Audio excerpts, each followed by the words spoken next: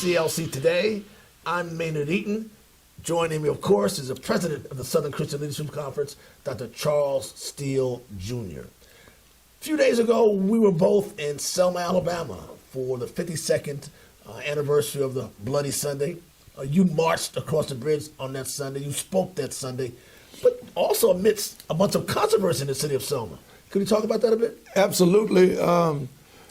Traditionally, we have paid the price to cross the Edmonds Pettus Bridge. With the mayor, who's a new mayor in Selma, it was conveyed to me that the city of Selma wanted something like $33,000. Then it came down ultimately to about $20,000, maybe $18,000 to $20,000. But for cleanup, the mayor said for cleanup, trash, law enforcement, police. But my interpretation of that is that it's ludicrous to bring about any suggestion to that degree, because furthermore, what Selma and the rest of the world is benefiting from is the price that was paid on the Edmonds Pettus Bridge. You talk about 1965. Even with many of lives that was lost, not just that one day, but over a period of time. And we're saying that under no circumstances should we resourcefully, financially bring about any type of payment to have the freedom and the justice and the commemoration of this great impact on the world, that we will have to resourcefully, which equates to money, pay to do this.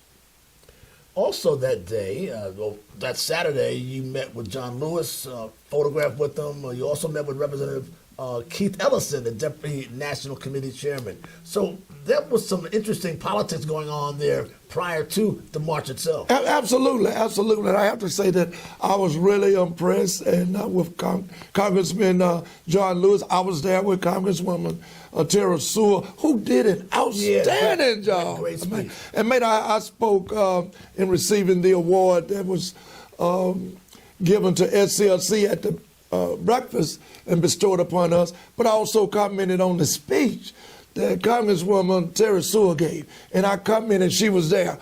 I applaud her, I commend her, because she was dealing exactly with what Selma stands for, and that's the 1965 Voter Rights Act that has been gutted. And she's from there. She's from Selma. Raised there. And she says not enough for all of us from Congress to come here and commemorate and celebrate the 1965 Voter Rights Act, and we do not go back to Washington, D.C. and restore that act. So she was very outstanding, superbly done. She said a quote that we all come down here to commemorate it, then we go back to Congress and do nothing. And do nothing. She actually said that. Yeah. We don't do anything. We do nothing when we get back. Speaking of Congress, the GOP health care plan is being proposed. It's controversial. It's being heavily debated. Your thoughts on what that might portend for those we represent? The GOP health care plan is one that I have a responsibility, and other civil rights organizations and leaders have to watch and pay attention to.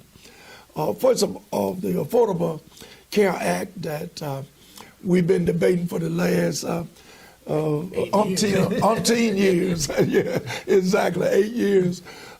Seemed like a lifetime in terms of poor people. That's why we're here. Victor Hugo said that we have more poverty among and misery type of situation among poor people than we have humanity among the rich. More misery among the poor than we have humanity among the rich. These are rich folks who are trying to embellish and to use a method of receivership where they take over in terms of poor people, where poor people cannot afford to make a livelihood, first of all. Then they're saying that we cannot have the quality of life, health-wise, to take care of not only ourselves as parents, but the infants and the babies. So you're saying you're concerned, what's on your radar is how this impacts poor people. Absolutely. That's what Dr. King died for. And that's what you do. And that's what I do. Ladies and gentlemen, SCLC Today, Dr. Charles Steele. See you again next week.